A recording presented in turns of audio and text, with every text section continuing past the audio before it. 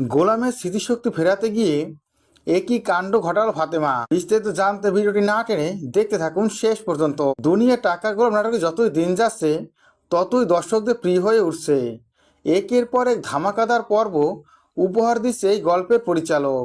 তবে আগামী পর্বটি আরও ইন্টারেস্টিং হতে যাচ্ছে। টান টান উত্তেজনা থাকবে আগামী পর্বে। যে পর্বটি দেখার জন্য অপেক্ষা করছিল এই নাটকের দর্শকরা, তখন স্মৃতিশক্তি ফিরে পাবে গোলাম। গোলাম তার পরিবারের সবাইকে চিনতে পারবে, এমনই একটি পর্ব সামনে আসতে যাচ্ছে। ইতিমধ্যে আমরা দেখেছি বিশ্বাস যে প্ল্যান করেছিল সে তার প্ল্যানটা বাস্তবায়ন করে দেখালো। বিশ্বাস প্ল্যান সাজিয়েছিল যখনই গোলাম সমস্ত সম্পত্তি ফাতেমার নামে লিখে দেবে তখনই ফাতেমাকে বিয়ের প্রস্তাব দিবে সে। এরপরে দেখা যায় উকিলের কাছে এসে গোলাম সকল সম্পত্তি ফাতেমার নামে লিখে দেয়। ফাতেমা হয়ে যায় হাজার কোটি টাকার মালিক।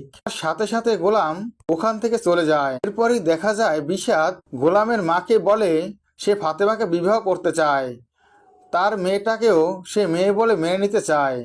যে কথা শুনে খুবই খুশি হয় গোলামের মা। গোলামের মা বলে, তোমার মতো একটা ছেলে আমি আর কোথায় পাবো, তুমি যথেষ্ট ভালো মানুষ, আমি চাই তোমার সাথে ফাতেমার বিবাহ হোক, আমি ওকে রাজি করে ঠিকই নিয়ে আসবো। এরপরে দেখা যায় একদিন কাজী অফিসে দুজনের বিবাহ হয়ে যায়। ফাতেমাকে বিবাহ করে বাড়িতে নিয়ে আসে বিষাদ। বিষাদ বাড়িতে নিয়ে আসতে বাড়ি কেউ মেনে নিতে চায় না একটা সন্তান সহ বিষাদাকে বিবাহ করেছে। ফাতেমাকে কিছুতেই বাড়ির সবাই মেনে নিতে চায় না।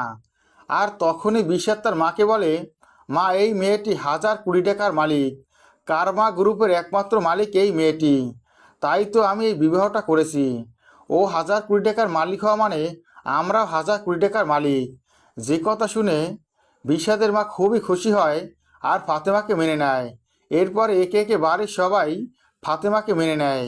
এরপরে ফাতেমা মনির কাকার কাছ থেকে জানতে পারে গোলামকে অজ্ঞান অবস্থায় পেয়েছিল তাদের কিছু লোকজন। এখন গোলাম তার নিজের নামটাও বলতে পারেনি।